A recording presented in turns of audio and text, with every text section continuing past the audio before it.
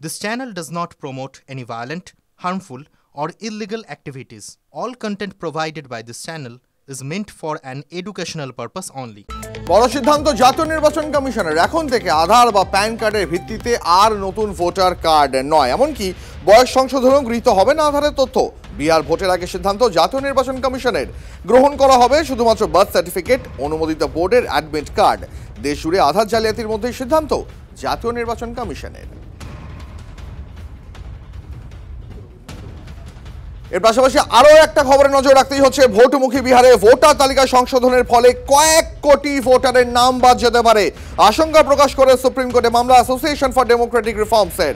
তড়িঘড়ি যেভাবে ভোটার তালিকা সংশোধন করতে কমিশন চাইছে তা একেবারেই অসাংবিধানিক, মামলায় দাবি করেছে এডিআর। যে প্রক্রিয়ায় ভোটার লিস্ট সংশোধন করতে চাইছে কমিশন, তাতে বাদ পড়বে পরিযায়ী শ্রমিক, দলিত, আদিবাসীদের নাম। অভিযোগ তুলে সুপ্রিম কোর্টে মামলা দায়ের এডিআর এর।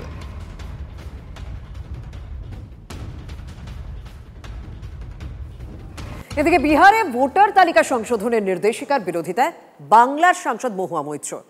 বিহারের পরে বাংলায় করবে অবিলম্বে জাতীয় নির্বাচন কমিশনের নির্দেশিকা বাতিলের আবেদন কৃষ্ণনগরের তৃণমূল সাংসদের। বাংলাতেও যাতে এই ধরনের নির্দেশ না দিতে পারে কমিশন, সেই আবেদনও করেছেন তিনি। গরিব মানুষ, পিছিয়ে পড়া মানুষ, নিরক্ষর মানুষ এবং যারা ভ্যালিড ভোটার, তাদের কিন্তু ভোটাধিকার নেওয়া হবে। এটা কমপ্লিটলি অসাংবিধানিক। তাই জন্য এটা নিয়ে মমতা দি বিস্তারিতভাবে বলেছেন এবং আমি কোর্টে গেছি। বাংলাতেও যদি এটা একই জিনিস চালু করার চেষ্টা করা হয়, অবশ্যই চেষ্টা কেন হবে। বাংলাতে অলরেডি চিফ ইলেকটোরাল অফিসার প্রত্যেকটা ইআরওদের সাথে ভিসি এবং মিটিং করে নিয়েছে। বাংলাতেই আপনারা এটা ভাববেন না, এই ভুলটা করবেন না যে যদি হবে, বাংলাতে অবশ্যই হবে। ওদের প্ল্যানটাই এটা যে বিহার করেই বাংলা শুরু করবে এবং চিফ ইলেকটোরাল অফিসার যে বাংলার, তিনি অলরেডি ভিসি করে নিয়েছেন। ভুয়ো ভোটার বাদ যাওয়ায় ভয় পাচ্ছে তৃণমূল কংগ্রেস। বাংলার ভোটার তালিকায় রয়েছে রোহিঙ্গা অনুপ্রবেশকারীরা, তাদের নাম বাদ গেলে তৃণমূলের অসুবিধা হবে। সেই কারণে নির্বাচন কমিশনের বিরোধিতা করছে তৃণমূল, অভিযোগ বিরোধী দলনেতা।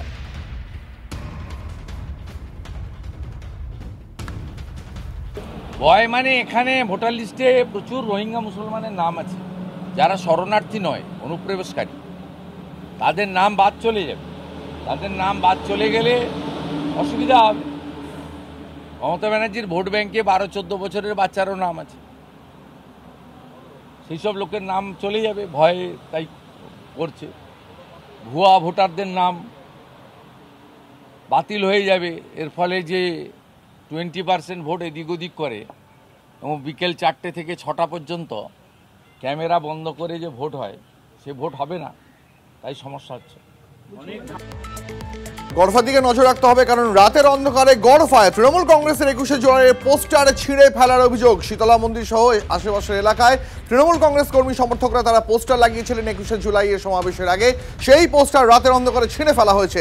বিজেপি এবং সিপিএম এর বিরুদ্ধে অভিযোগ তুলছে তৃণমূল কংগ্রেস। ইতিমধ্যে সিসিটিভি ফুটেজ সহ গড়ফা থানায় অভিযোগ দায়ের করা হয়েছে। 21শে জুলাই যে ব্যানার রয়েছে, 10x6 বড় ব্যানার ছিল, যেটা লাইট দিয়ে সাজানো ছিল, সেখানে ওই ব্যানারে মাননীয় মুখ্যমন্ত্রীর মুখ পুরো দুভাবে কেটে ফালা করে দিয়েছে। এবং একটা বাড়ির থেকে সিসিটিভি ফুটেজে দেখা যায় যে কিছু মধ্যবয়স্ক কিছু ছেলে, তারা রাত্রেবেলা প্রায় 12টা 47 নাগাদ এসে ওই ব্যানারগুলো ছিঁড়েছে। আমাদের সন্দেহ যে বিজেপি এবং সিপিএম এই নোংরা কালচারটা এখানে আমদানি করছে, যেটা এলাকার মানুষ কোনোভাবেই ভালোভাবে নিচ্ছে না। এই মুহূর্তে একটা ছবি দেখাবো আপনাদের, ঘাটালের ছবি। ঘাটালে বিজেপির এক সমর্থককে তাকে খুঁটিতে বেঁধে বেধড়ক মারা হয়েছে, এমনটাই অভিযোগ। বিবাহ বহির্ভূত সম্পর্ক জেরেই বিজেপির বুথ সভাপতিকে মারধর করা হয়েছে। পরে পুলিশ ঘটনাস্থলে পৌঁছায় এবং বিজেপি নেতা তিমির মালিককে সেখান থেকে উদ্ধার করে। এতটাই নৃশংস সেই ছবি খানিকটা ব্লার করে দেখাতে হচ্ছে আমাদের। ঘাটালে বিজেপি কর্মীকে খুঁটিতে বেঁধে মার, বিবাহ বহির্ভূত সম্পর্ক জেরে মারধর, পরে পুলিশ গিয়ে তাকে উদ্ধার করে।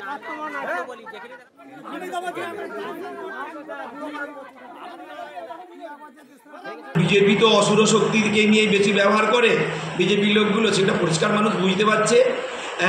পরকীয়া আইন পাস হয়েছে বলে আমি যে যার মতন করে করবো, সমাজবদ্ধ মানুষ আমরা, সমাজের একটা স্বীকৃতি আছে।